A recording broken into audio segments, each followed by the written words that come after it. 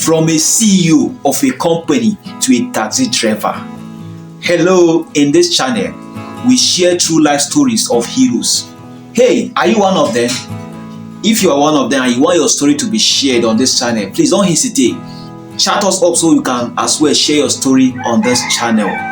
Let us dive into the real story. I was born and raised in a small town, the kind of place where everyone knew each other, and dreams often stay as just that, dreams. But I was different. I had ambition, a relentless drive to succeed, and a belief that I was destined for something greater. My parents worked hard, but we never had much. It was this environment that fueled my desire to rise above, to achieve more than what life seems to offer. From a young age, I excelled in school, particularly in business-related subjects. I was always the top of my class, and my teacher often said that I was destined for greatness. I took their words to heart. After high school, I earned a scholarship to a prestigious university where I majored in business administration. It was there that my inspiration began to take shape.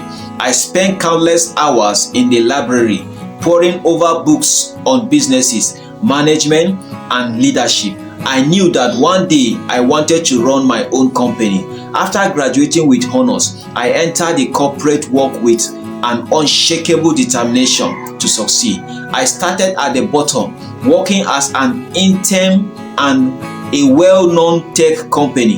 The work was grueling, but I thrived in the fast-paced environment. I quickly rose through the ranks, earning promotions and accolades along the way. By the time I was in my early 30s, I had become the CEO of a mid-sized tech company. It was everything I had ever dreamt of. The title, the power, the respect, I had it all. Running a company was not easy feat, but I realized the challenge. My days were filled with meetings, decisions, and the constant pressure to stay ahead of the competition. I worked long hours after sacrificing time with my family to ensure the success of the business. My wife, Mariam, was supportive, but I could sense the strain it was putting on our relationship. Our two children, Ima and James, were growing up fast, and I was missing out on their lives. Despite the sacrifice, I was proud of what I had accomplished. The company was thriving, and I was at the helm, steering it toward even greater success. But as the year went by, I began to feel a sense of emptiness. The excitement that had once driven me started to fade, replaced by a growing sense of unease. I was constantly stressed, my health was deteriorated, and I felt disconnected from the people I love most. Then one day, everything changed. It was a typical Tuesday morning when I received a call that would shatter my world. The board of directors had convened an emergency meeting, and the news was devastating. The company had been struggling financially, and despite my best effort, it had reached a breaking point. The board had decided to replace me as CEO. I was being forced out of the very company I had built. The news hit me like a ton of bricks. I was blindsided, humiliated, and utterly devastated. How could this happen? I had given everything to the company, and now it was all slipping away. In a matter of hours, I went from being a powerful CEO to a man without job, without purpose. The weeks that followed were a blur. I struggled to come to terms with what had happened. I had defined myself by my career, and now that it was gone, I didn't know who I was anymore. My confidence was shattered, and I felt lost, floating in a sea of uncertainty. My family tried to support me, but I could see the worry in their eyes. I was no longer the strong, capable man they had known. As time went on, our financial situation worsened. Without my salary, we were forced to make drastic changes. We sold our homes and moved into a smaller apartment. We cut back on expenses, but it was still a struggle to make ends meet. The savings we had were quickly running out, and I knew I needed to find work, but finding a job wasn't easy. The stigma of being ousted as a CEO followed me, and I faced rejection after rejection.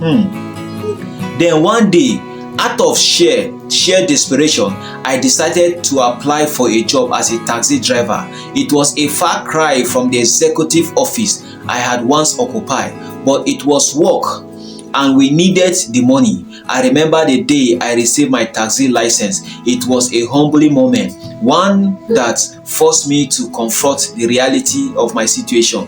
Driving a taxi was nothing like the world I had known. The hours were long, the pay was modest, and the work was physically and emotionally draining. But there was something about it that was strangely freeing. For the first time in years, I didn't have the weight of the world on my shoulder. I didn't have to worry about the bottom line, shareholders' expectation, or corporate politics. My job was simple: get my passengers from point A to point B safely. In those early days, I was embarrassed by my new job. I feared the moment when someone recognized me and I have to explain why a former CEO was driving a taxi. But as time went on, I began to see my work in a different light. Each passenger had a story, a life that was just as complex as and challenging as mine had been. I found myself listening more, connecting with people on a level I hadn't experienced in years. One of the most memorable passengers I ever picked up was an elderly woman named Miss Thompson. She was in her late 70s, weak but with a spark of life in her eyes. I drove her to her weekly appointment, and over time, we have developed a bond. She will tell me stories about her late husband, her children, and the life she had lived. I found myself looking forward to our conversation. They were a reminder that life was about more than just success and achievement. As the months turned into years, I settled into my new life. It wasn't what I had pictured for myself, but it was honest work, and it gave me a sense of purpose. I still miss the dream of running a company, but I had come to terms with the fact that my life had been a different path. Driving a taxi taught me lessons I never could have learned in the corporate world. It taught me humility, patience, and the value of hard work. It reminded me that life isn't about the title we hold or the power we wield, but about the connection we make, the people we love, and the impact we have on others. But even as I found peace in my new life, there was a part of me that longed for more. I knew I had more to offer, more to give, and so I began to think about how I could use my skills and experience in a different way. I started volunteering at a local community center, helping young entrepreneurs with their businesses ideas. It was rewarding work, and it reunites the passion I had once felt for business. One day, while helping a young woman with her startup, I realized that I did not need a title or a company to make difference. I could do it right here in my own community. I began offering free business workshops at the community center, sharing the knowledge and experience I had gained over the years. The response was overwhelming. People from all walks of life attend, eager to learn and grow. As the workshops grew in popularity, I started to see the impact I was having. Small business were thriving, people were finding jobs, and the community was coming together in ways I had never imagined. It was a different kind of success, one that couldn't be measured in profit or market share, but in the smiles and gratitude of the people I was helping. Driving a taxi had given me the time and perspective to find my true calling.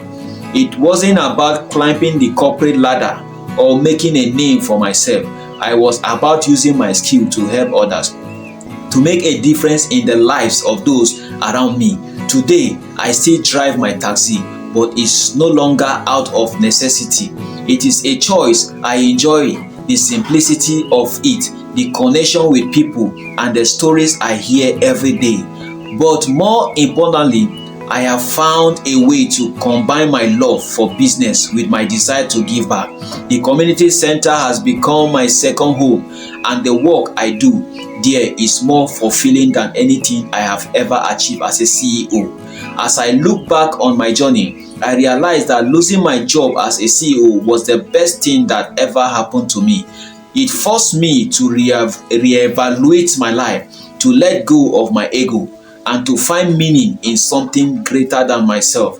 I may no longer have the title or the power, but I have gained something far more valuable, a sense of purpose and a connection to my community, and the knowledge that I make a difference, one person at a time. And so as I pull up to the side of the street to pick up my next passenger, I do so with a smile. I have learned that life does not always go according to plan, but sometimes the unexpected detours lead us to exactly where we need to be. This is a true life story. Please, let's build up this community together. Don't forget to subscribe to my YouTube channel. If you are watching it on Facebook, please follow the page. If you have your own story you want us to share, you can as well please chat us so we can share your story. Thank you for watching. This is Whisper of the Heart.